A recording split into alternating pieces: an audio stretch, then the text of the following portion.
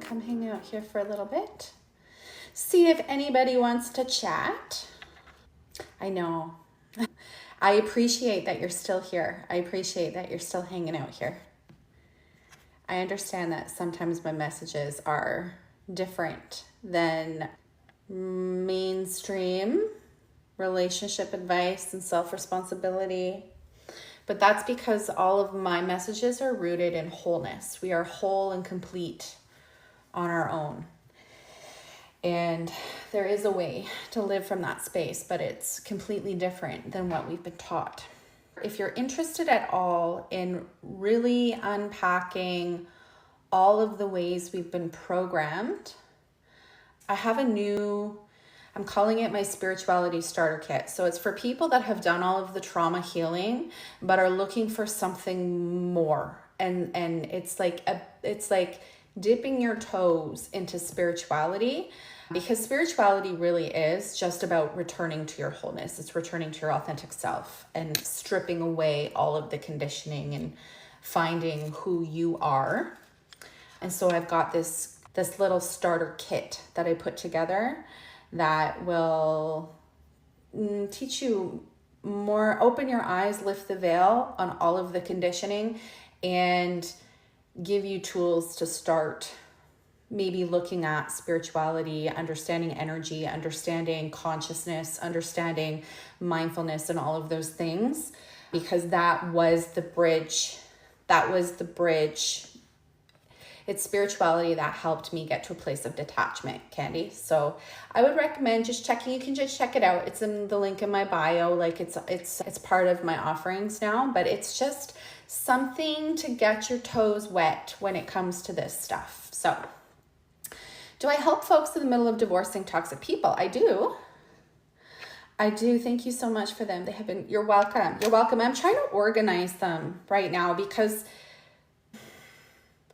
this whole platform has been my personal growth journey. And so you'll see videos of me from the very beginning all the way up until now. So in the very beginning, there was a lot of videos about narcissists and abuse and spotting all of the signs. And it was very much like external focused at them. And then you start to see shifts where I start going into self-responsibility, because that was the process that I went through. And then now my more recent videos they're a lot more nuanced. They're a lot more deep. There's a lot more detail. And so for somebody just starting out, they're probably very confusing, and they're probably causing a lot of cognitive dissonance. So I think it's important to recognize that, hi Laura, that there's different stages, and each stage is important. And just because something doesn't resonate today, it might resonate later, right? I still believe all these toxic people exist, but I want to stop caring. I'm going to guess you mean you still can't believe. Well, I mean, like I said, if you were to check out my spirituality starter kit, there is a 10 video series called Seeing the Unseen. And it's about how all of these survival strategies, the people pleasing, everything that we learn about control. I believe. They do, but it's because it's all adaptations. It's about living in the 3D world of ego and fear and separation. And it's literally, people are just trying to survive. That's all it is. And this video series unpacks that a lot more for you so that there's a deeper understanding. And you can, but it takes no longer villainizing them, Candy. If we're continuing to villainize other people, this is what I say, in the 3D, it's all about fear and separation and ego and othering people. In the 4D, we start to recognize energy and consciousness and self-responsibility, and that I'm basically creating my whole experience. And then in the 5D, you recognize that there's oneness, and we're all one, and it's all part of a bigger plan. It's all part of a soul's journey. And when you can get to that space, you really do let go of all of it. You really do let go of all of it. I've missed seeing your lives. Yeah, I haven't been going live too much on here. I've been saving all of my good stuff for inside of my membership. As I've been saving all of my good stuff for inside my membership. It is about fear, love, and unable to separate. Hi, Katie. Katie, how you doing, girl? The thing is, fear is an illusion. Fear is an illusion. It's part of the matrix of conditioning. And I go into all of that inside of my spirituality starter kit. It's got 20 videos. It's got a reflection book. It's got 3 audios. So yeah, it's a tool to help you dip your toes into higher consciousness and higher awareness, to get you out of the struggle of 3D survival, 3D fear mongering, right? No, it's not just the time difference. I've just been focused on other things. Can't keep any food down, trying to relax. Okay, so I totally understand your body is freaking out right now. I mean, I can give you all of the same things that I always say, like go outside, go for a walk, splash water on your face. I wouldn't sit down and try to meditate because that's probably not going to work. So maybe put some motivational stuff on and go for a walk. That might help. I'm interested in not villainizing the other party. It's hard to do. I know, especially when you're dealing with them daily, right? Like you're still moving through your divorce, right, Laura? It's hard when you're dealing with them daily, but it takes a shift in perspective. It's dragging out. It takes a shift in perspective. If you haven't checked it out, I recommend, I have a new thing that when you get perspective of villain or teacher. Oh yes, thank you, Sarah. Absolutely. Teacher. I have my spirituality. I have a new low ticket thing that I'm offering, which is basically, I'm calling it my spirituality starter kit. So it's for people that are, you've been doing all of the trauma stuff, but you feel really stuck where you are and think maybe you need something different. Maybe you need something that is going to expand your perspective, expand your consciousness a little bit. So it's just like a beginner's guide to understanding spirituality, to understanding the illusion of the matrix, to understanding the ways in which we've been brainwashed out of our power. And it's all together in a nice little bundle. It's got 20 videos, it's got a reflection journal, and it has 3 audios, 3 like meditation type grounding audios that go with it. But I recommend it because if you find that you're still getting bothered by other people and what they do, this might be the shift you need to get out of that survival energy. Because otherwise you're just going to keep looping in it. You're going to keep looping in that survival energy. And it's exhausting. It's so exhausting when your sense of internal peace is reliant on other people, other people behaving a certain way. It's so exhausting.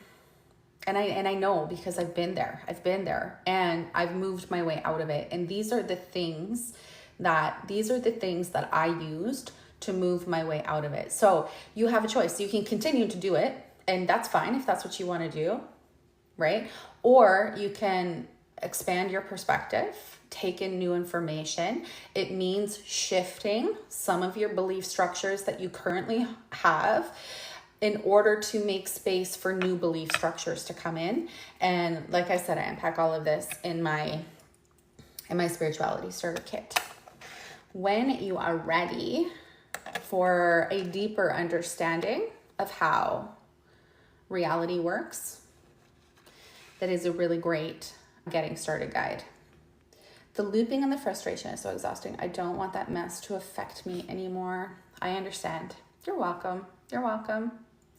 You should also recommend checking out my membership. My membership has so many, I have 2 spaces now and I've structured them separately. So the inner circle is your space of nervous system regulation, of self-worth, of boundaries, of building self-trust and self-safety, right? So we have all been conditioned to outsource safety, love, validation, attention to other people. The inner circle is your hub, is the foundation of building self-trust and self-safety. So it has everything there that you need to be able to build those skills for yourself. And then the healing and alignment hub just takes all of that and goes even deeper, because healing is cyclical. We're going to revisit the same things, but every time with a deeper awareness, which means every time you bump up against the same thing, you have a choice to continue to perceive it the way that you've always perceived it. Well, right now we're perceiving it as, why are they doing this to me? This is so difficult. I can't stand it. Why can't they just, it's still them focused, right? Even if I have boundaries, even if I have a decent amount of self-worth, if I'm still them focused, if I'm still pointing the finger at them and being like, why are they doing this to me? This is so ridiculous, right? My energy is still going towards them instead of going towards myself. So we need the boundaries. We need all of those foundations, but then eventually, if I want to not experience that anymore, I need to shift my perspective. I need to start looking at other things. I need to change some of my belief structures in order to allow a different experience. Hi, Crystal, how are you? So the healing and alignment hub is the space where we go even deeper. So inside there, we're talking about shadow work, and we're talking about inner child work, and there's a meditation library, and there's live Q&As every week. There's monthly workshops. It's all the stuff you need to actually integrate these concepts, because we can talk about it, we can cognitively understand it all we want, but until we're actually taking the steps to integrate, to take the information that we're learning and apply it to our daily life, nothing is going to change. The needle is never going to move, right? So both of those spaces are there for that work, whether you're just looking for the foundation or whether you're looking for deeper healing and alignment. And again, if you're looking for something new, if you've done all of the things and you're looking for something new and you're not sure what, but the way in which you're doing it right now isn't working for you, my spirituality starter kit is the perfect little, I'm going to dip my toes into the concepts of energy and consciousness and mindfulness and how all of these things impact the way in which I am showing up and what I'm experiencing in my reality. So I recommend that. And access to all of these things are available in the link in my bio. And if you haven't signed up, I have a masterclass that I'm hosting next week on Wednesday called Breaking the Loop.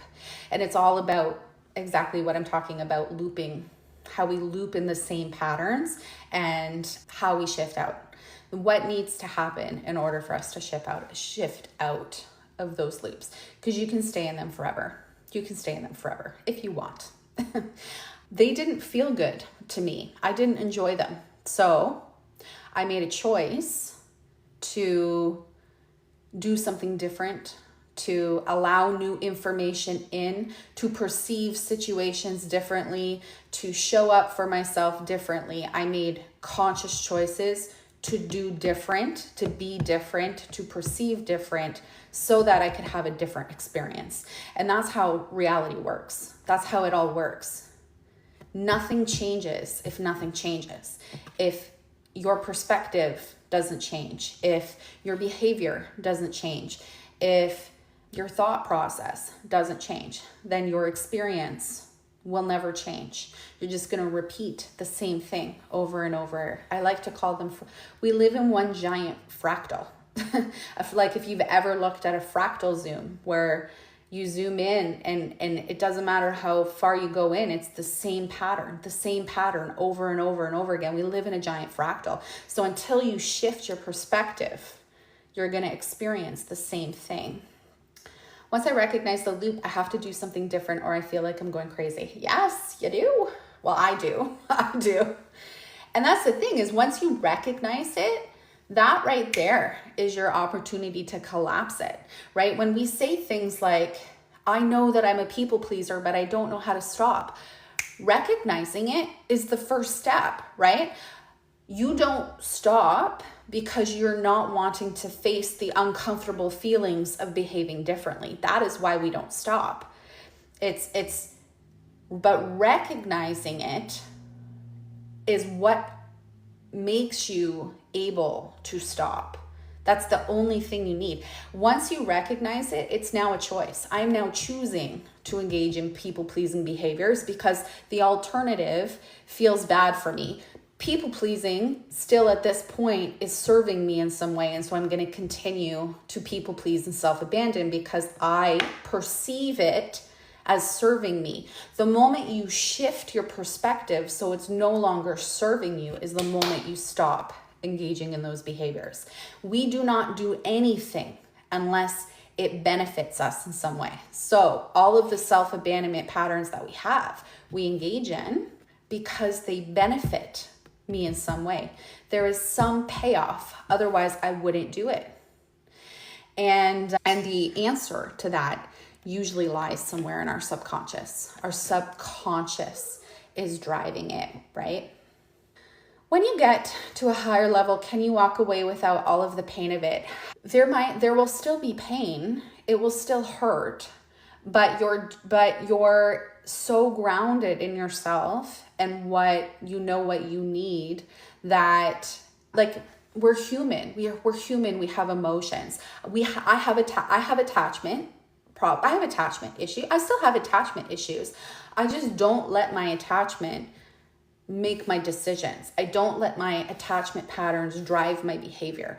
I acknowledge them. I sit with them. When they're activated, I get right in there with them and I speak to them and I validate them and I comfort them and I do all of those things.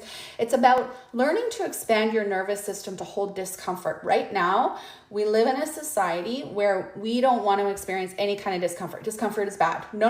We can't experience that. That doesn't feel good. I don't want to experience that. And so then we do anything we can to avoid discomfort.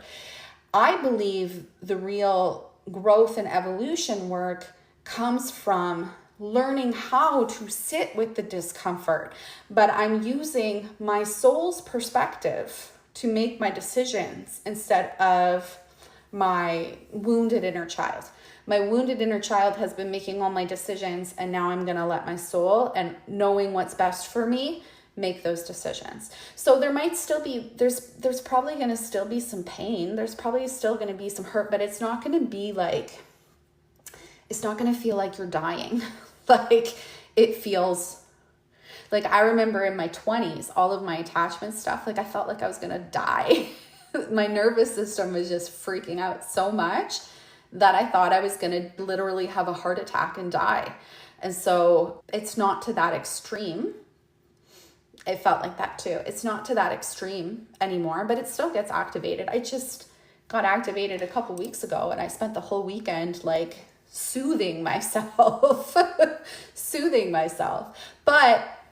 But then when it was over, it was like, oh shit, I can do that. I survived. I didn't die.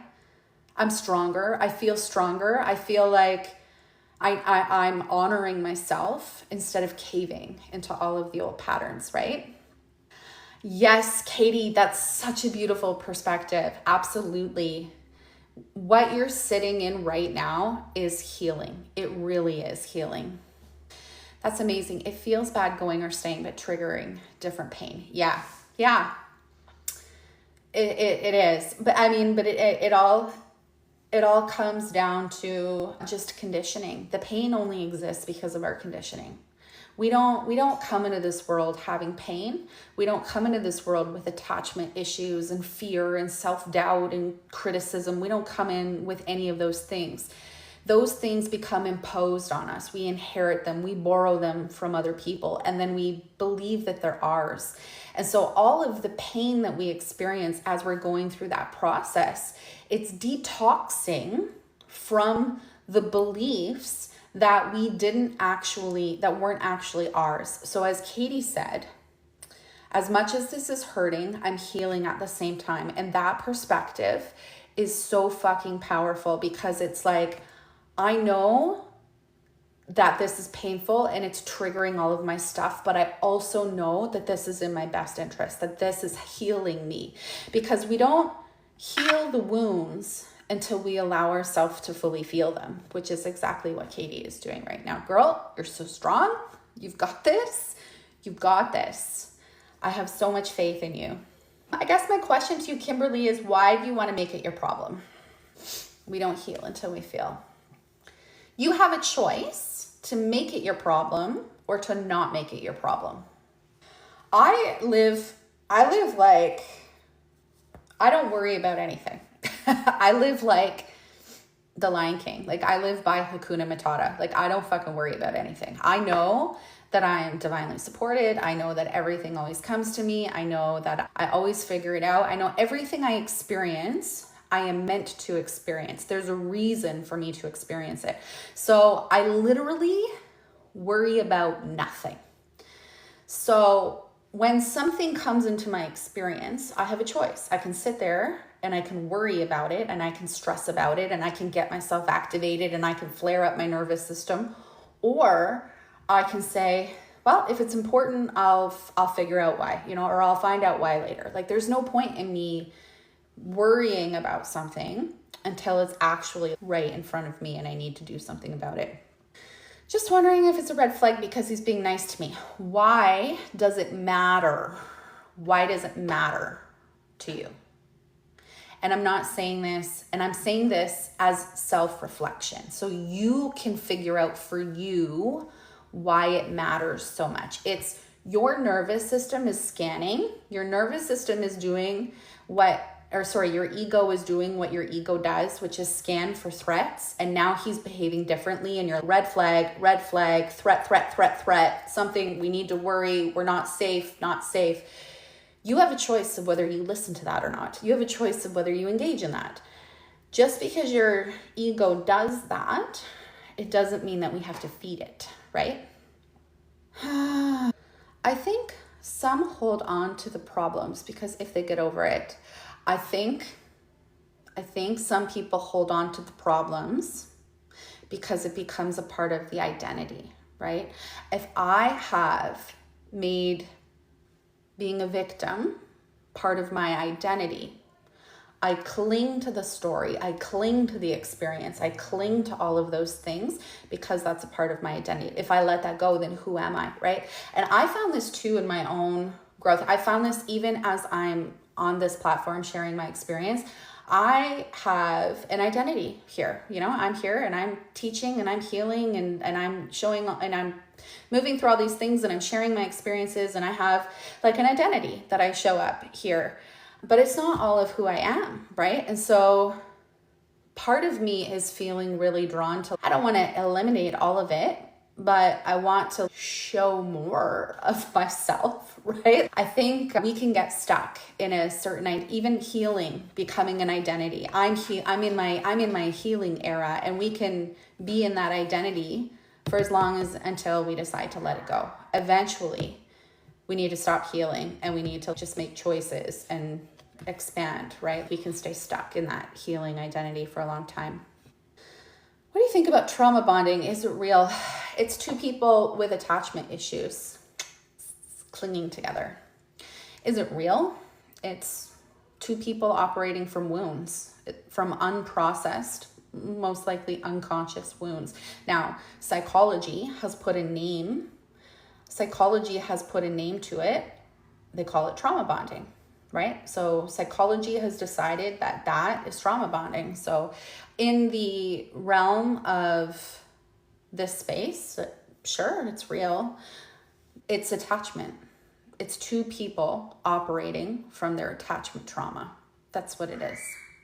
It's a wild reality. It's a weird reality. We want positive, healthy, but we cling to toxic. We do, because we have, and the fact that we do is reflective of our unconscious wounds, our unconscious belief systems driving our behavior. And this is why there's so much surface level healing advice up here, so much surface level advice on this app, online, all the things. Boundaries, self-worth, all of those things we need, absolutely 100%. But I do not believe we're healing unless we're doing shadow work, unless you are absolutely understanding that everything you experience in your life is a reflection of something within you. And until you really wrap your head around that, you're always going to be pointing the finger and othering other people, and they're so horrible and they're so toxic, and why are they doing this to me, and should I worry? And you're going to be living in nothing but survival responses until you do the shadow work. So when you're frustrated with survival and living that way, then shadow work is the next step, 100%. Because you can stay, there are people that stay in that survival identity forever. You know, they set boundaries, they cut people off, they remove the toxic people from their life, and they do all of those things, but they're still in the energy of survival. And that energy is not going to give you the experiences you actually want to have. That energy keeps you stuck in the same loops, in the same fractals. Is it possible to do shadow work while you're still in survival mode and still in a cycle of abuse? There's foundations you have to build first, Taryn. Like, anything is possible. Here's the thing with shadow work is going to show you that you're choosing to stay in a cycle of abuse, right? And the truth is, people that are in a cycle of abuse don't want to hear that. You are making a choice to be in a cycle of abuse. So you can do it, but you're likely going to push it away because you don't want to face that reality. One sec. Can I go to side streets? Yep, no problem. There are foundational things that I think need to be learned first, and that is self-love, self-compassion, self-trust, building those foundations, building your nervous system to be able to hold more discomfort, because once you start the shadow work, it is really uncomfortable. And so you need to be able to have the tools in place so that you can hold it, because shadow work is all about holding everything you reject within yourself. I've said this so many times. If you would have told me 3 years ago that I had low self-esteem, I would have told you that wasn't true. No, of course I feel I love myself. What do you mean? Of course I love myself. It was reflected in my behavior, in the fact that I stayed in an abusive relationship for 3 years, longer than I should have, right? In the fact that I allowed my attachment trauma to pick my partners, in the fact that I self-abandoned and I couldn't set boundaries. So all of those things, it reflected my lack of self-worth. I didn't consciously wake up one day and say, oh, I don't love myself, or, oh, relationships are more important to me than myself. Like, I didn't make those choices consciously. They were subconscious. They were hidden deep down underneath. And so until you're ready to accept that your behavior reflects your belief systems, shadow work isn't going to land on you. It's about radical responsibility. The nervous system is hard to get a handle on. It is, which is why inside of my membership, I have so many tools for this. So inside the inner circle, where we're learning to build self-trust and self-safety, there's a nervous system library where there's audios, there's meditations, I just uploaded a bunch of frequency music. Like, there's a lot of things in there that will help you begin to create nervous system safety. Nothing is going to move. Your identity isn't going to budge until you learn to create safety within your nervous system, right? So inside the inner circle, there's a whole library of stuff for you to create nervous system safety. And then inside the membership, again, there's an entire there's even more. Like inside the Healing and Alignment Hub, there's a giant library of meditations. So I understand all of the difficulties. Like, I'm not saying that my journey is going to be for everybody. I'm not saying my journey is going to be for everybody, but this is what worked for me. And I have it all together in one space inside the healing and alignment. Like, you could go back from the very start of my TikTok videos and you could watch everything from the beginning and you can see my evolution in real time. I fucking transformed before your eyes on this app, and everything that I did to do that is inside my healing and alignment hub. So if you're sick and tired of running the same loops, if you're still in the same spot in your relationships as you were a year ago when you first started watching me, 2 years ago when you first started watching me, if nothing has changed for you, if you're still in the same spot, if you're still thinking the same things, if you're still behaving the same way, then maybe it's time to try something different.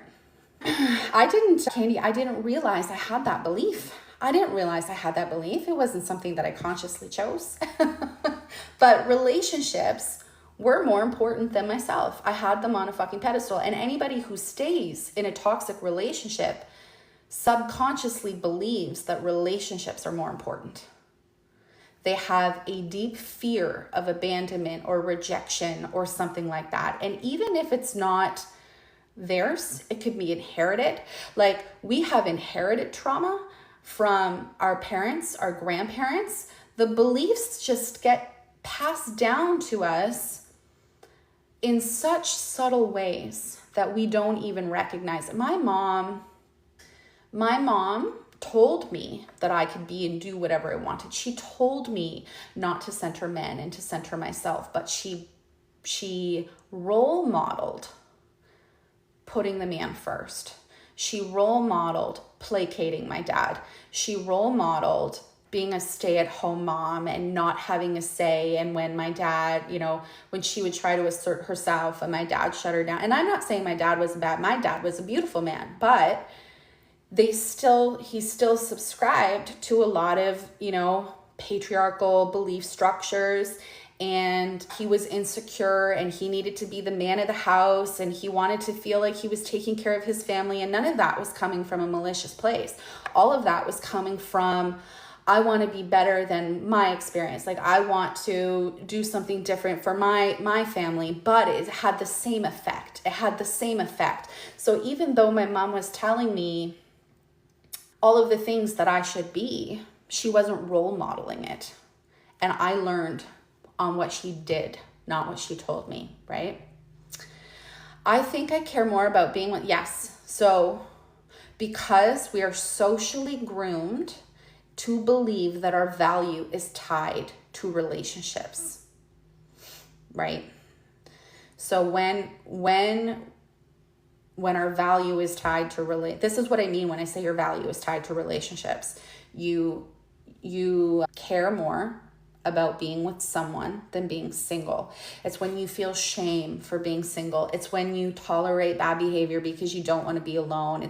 It's feeling the social pressure of being single. Like, all of those things kind of play into that. My mom made it the most important. Yeah. And our moms do. Not all, but a lot.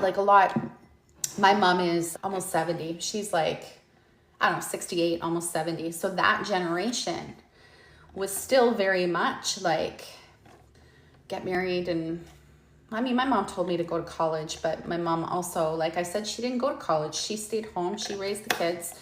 She put her whole value into marriage and family and all of the things. My relationship was a lot like my parents. Yeah, we repeat the patterns until we make a different choice, right? I'm trying to undo that in myself. I can't remember being in a relationship because my mom made me feel cry because she needed him. Yeah. So it's not even just, so it's like inherited. It's like in your cells, it's in your tissues, it's in your fascia. Like, that sort of self-abandonment trauma, it's not some like just mental thing.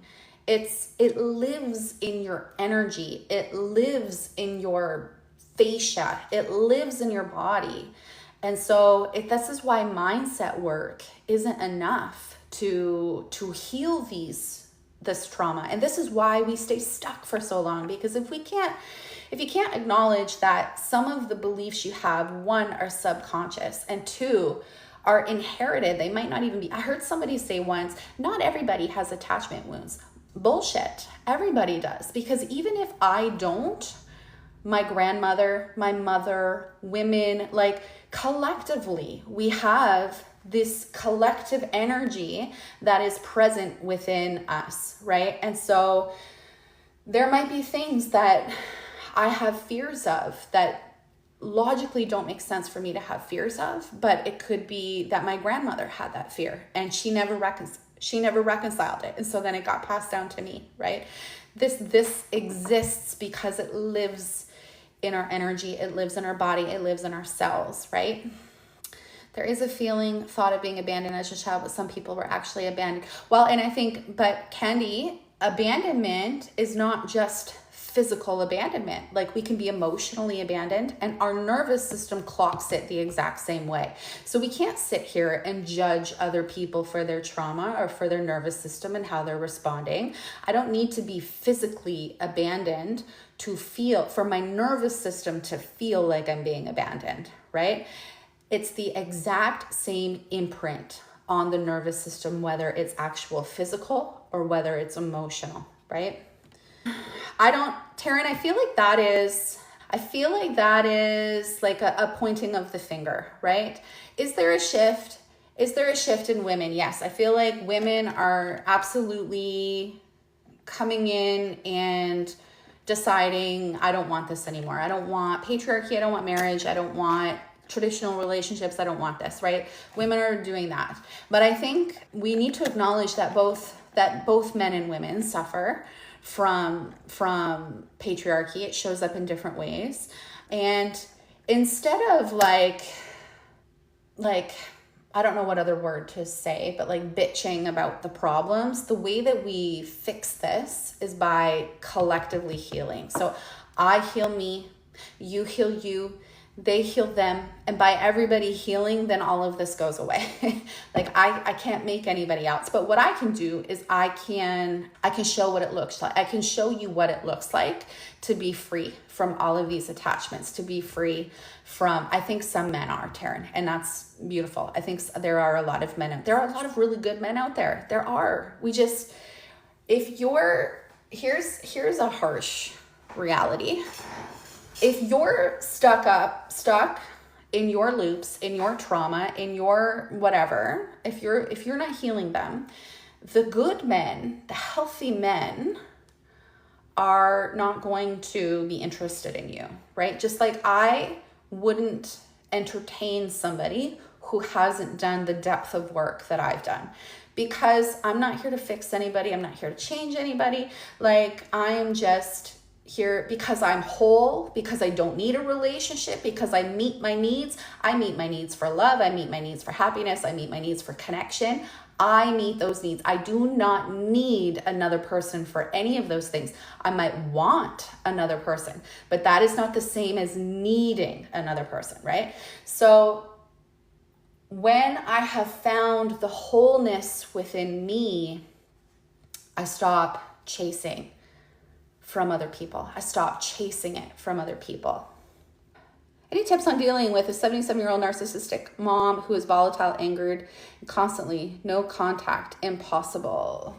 I would suggest digging into the need for her approval, the need for her validation. The moment you let go of the need for her approval or her validation, for her to see you or for her to treat you in a certain way, then the moment you let that go, you're going to be able to engage differently. You're going to be able to show up differently. And a really beautiful example I have of this, I'm going to share a personal example. So my mom, I wouldn't say that she's narcissistic, but we've had our issues in the past. Now, she always watches my kiddo when I go to band rehearsal. I play in a band, and every time for the last 4 years, when I go to band, she comes and she, babysits my kid. Well, my kid is now at an age where she can stay home by herself. And so the very first night, my mom was, is band starting? You didn't tell me that you needed me to come watch her. And I said, well, I don't need you to come watch her. She's old enough to stay by herself. And my mom responded, well, no, she's not. She's not old enough. She's definitely not responsible enough and not old enough. And so I was put at a choice point, right? I could say to my mom, look, this isn't your call. I'm the mom. It's my responsibility. It's my choice. I'm the one who gets to decide. You don't get to butt in here. I could have gone that way. The way that I decided to handle it was I could see that she was really, it wasn't about my daughter not being old enough. It was about my mom feeling like she wasn't needed anymore. It was her own insecurity coming to the surface. And so instead of, and she's probably unconscious about it. So instead of acknowledging that, she turned it into something it wasn't. Now I could have gotten really defensive with her, but what I decided to do instead was say, she needs this. She needs to come here. She needs to spend that time with my kid. So I just simply said, okay, no problem. You can come. That's fine. She comes, she babysits my kid. At the end of the night, when I get home, she says to me, you know, maybe you're right. Maybe we don't need to come here anymore. She's fine without us here. So I ended up getting exactly the experience I wanted, but it wasn't, but it was because I just let it go. It was because I just had no attachment, had no expectation, had nothing. I just allowed my mom to perceive it in any way that she wanted. And I just said, okay, if that's what she needs, right? The energy that you bring into the exchange is going to create the experience you have. So if you're dealing with a parent that is highly narcissistic and you're getting activated by them, she screams and rages and I try to stay quiet. If somebody screamed and raged at me, I would remove myself from the situation. So I would just say, hey, I can see that you're upset, but I also love myself unconditionally and it doesn't feel good to be here while you're screaming. So I'm going to leave, right? Okay, I like this. Beautiful. Yeah. So if she's doing things that don't feel good for you because it's crossing your boundaries or it violates your own self-respect, you show yourself unconditional love by removing yourself from the situation. So by doing that, you're forcing your mom to do one of two things. If you consistently remove yourself from the situation when she does that, you're saying, I'll still have a relationship with you, but you have to show up differently. Like you have to show up or she doesn't have to show up, right? You have the power. You can remove yourself from the situation when it's like that. So yeah, if she's raging, that's different. We show ourselves self-love and self-respect by removing ourselves from so we're never ever supposed to tolerate harmful behavior from other people. We're never supposed to tolerate it. You're welcome. What can I learn from people around me hurting and leaving me when I'm in need and struggle? It's just showing you that it's a reflection of them, but at the same time, it's showing you where you outsource.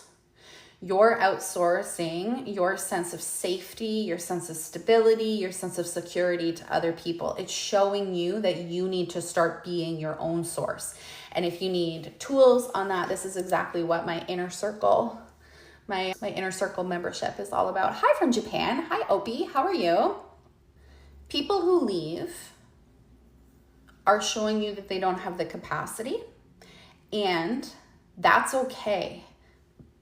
It's okay that people don't have the capacity. If it's not okay with you that other people don't have the capacity, then it's a reflection of it's a reflection of your attachments. It's a reflection of how you outsource. It's a reflection how you put your sense of safety and stability into other people. And it's showing you to flip all of that and put it internally.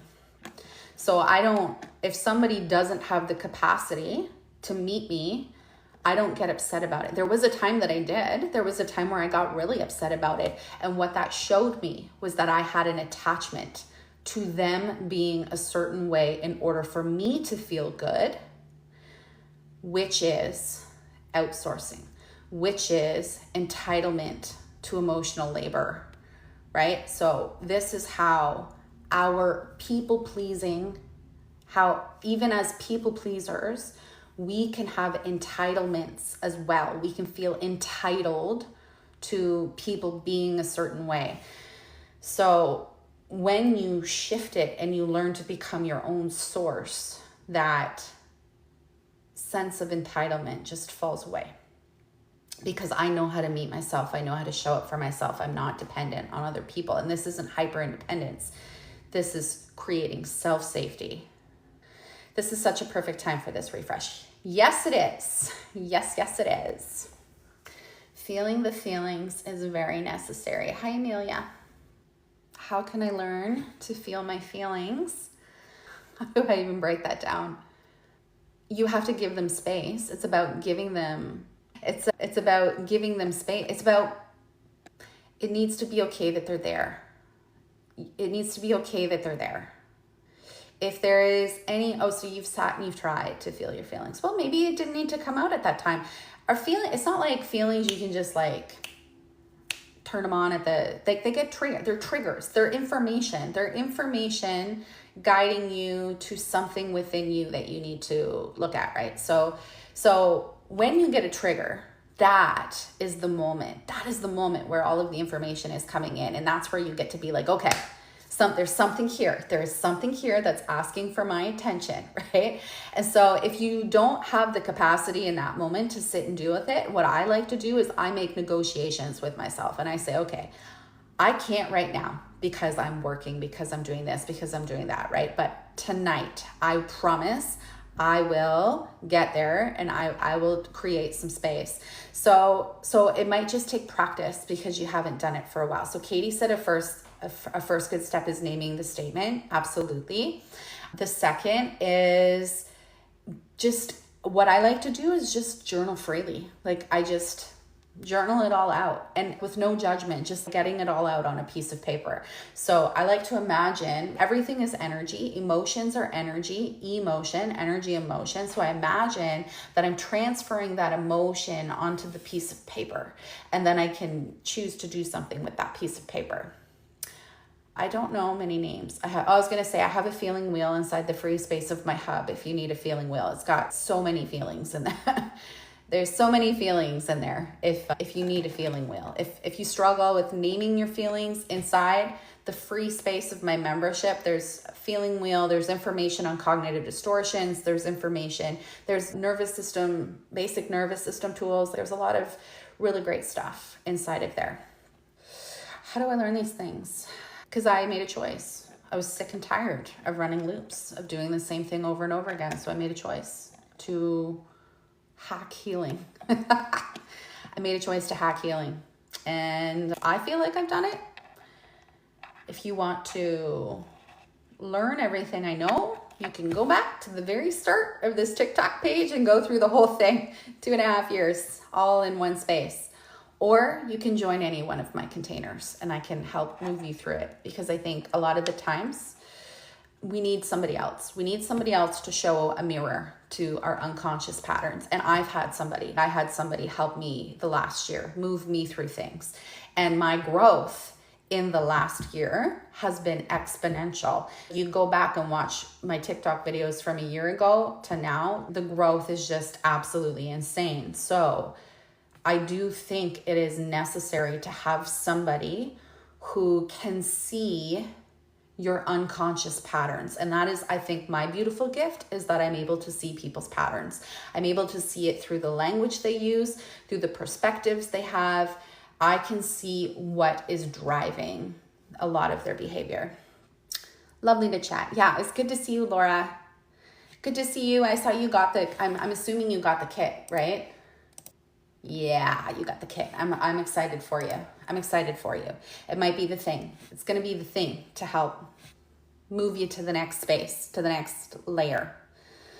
Oh, I signed up for the workshop too. Beautiful. I have a workshop next week on Wednesday. It's called Breaking the Loop, and it's all about the survivals. We have certain survival adaptations that keep you stuck looping.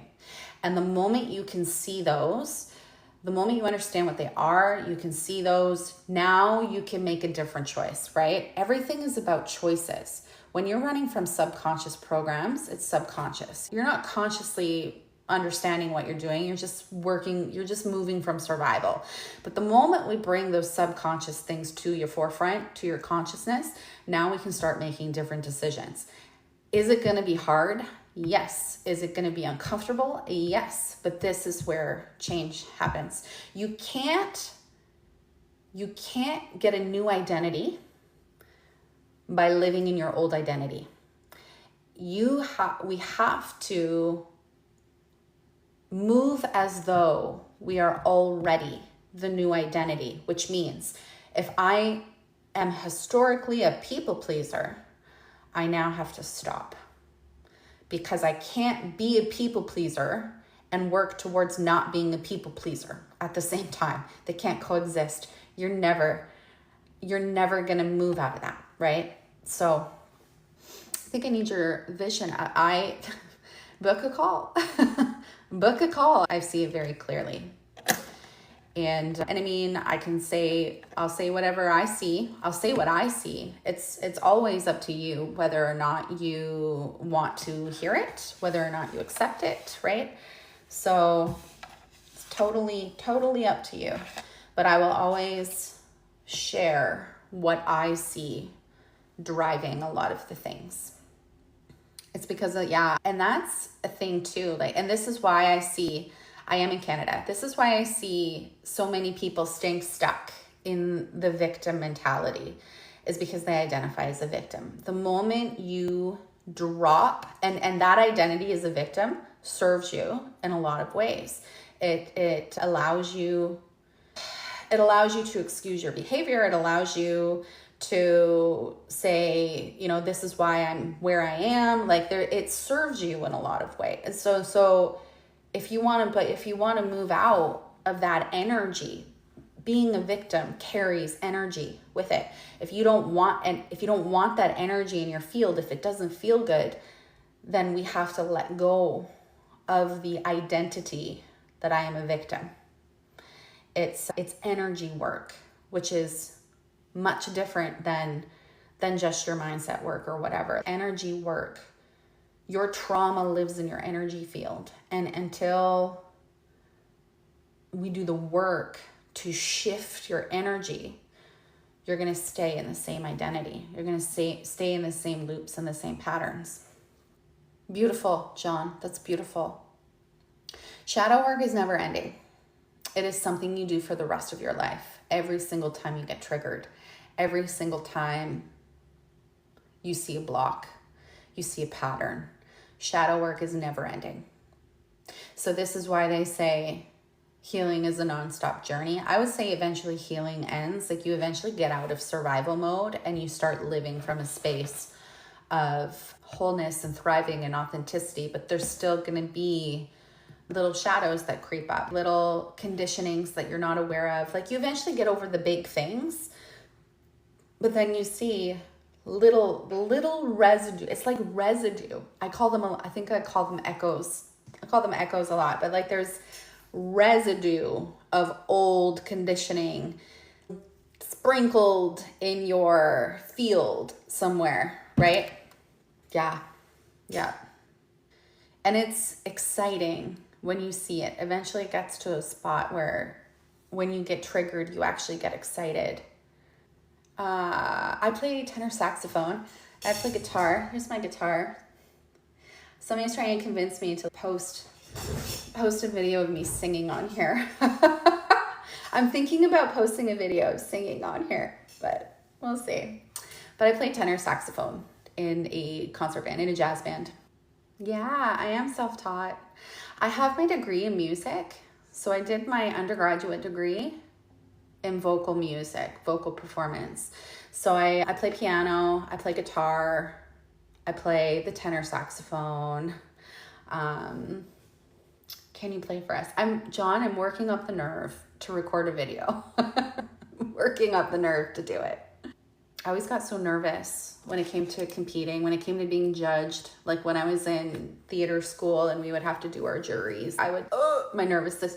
So even now, when I sing for the band, my nervous system will flare up a little bit, but I just tell myself that I'm excited. I'm so excited. I'm so excited that I get to sing. Like, singing is my favorite thing. I'm so excited that I get to share my voice with people and I can sing here, right? I have to like brainwash my nervous system.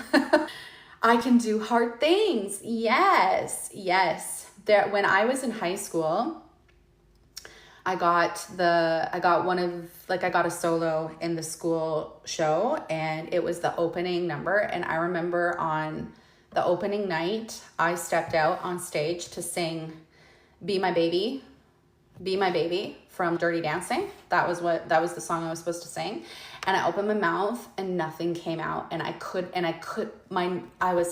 it was pumping so fast and I couldn't breathe. I had no control over my breath and nothing could come out.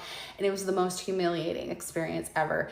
And that is like lodged in my nervous system. Like, that experience is so lodged. It doesn't matter that I've had so many other experiences of singing where I've been fine.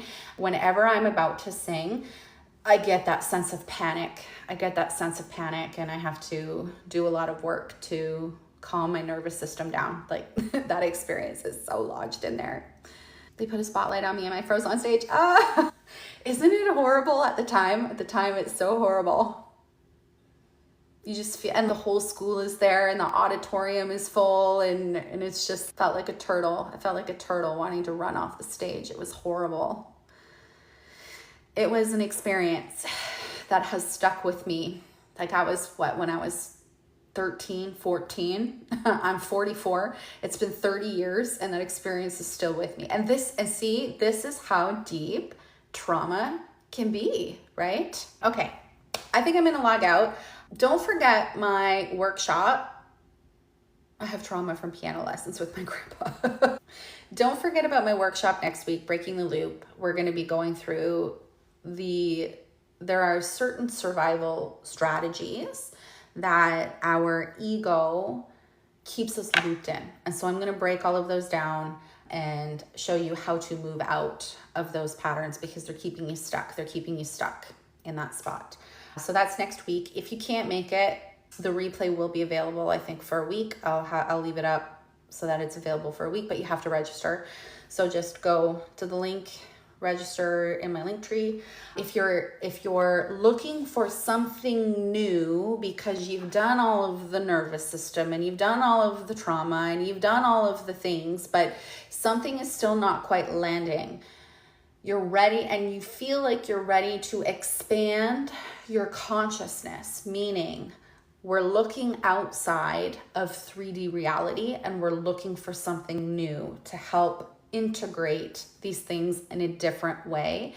I have a new spirituality starter kit that's available. So it's just to dip your toes into spirituality, the conditioning that we go through. There's 20 video lessons, there's a reflection book, and then there is three audios that go along with it. This is for the newbie spiritual people that are maybe think it's kind of woo-woo, maybe not sure, maybe uncomfortable, but curious. Like, that's what this is for. It's to open you up to a new framework so that you can finally let a lot of this shit go. Because I believe in my core that a lot of the reasons why we're stuck is because we're not tapping into our spiritual side.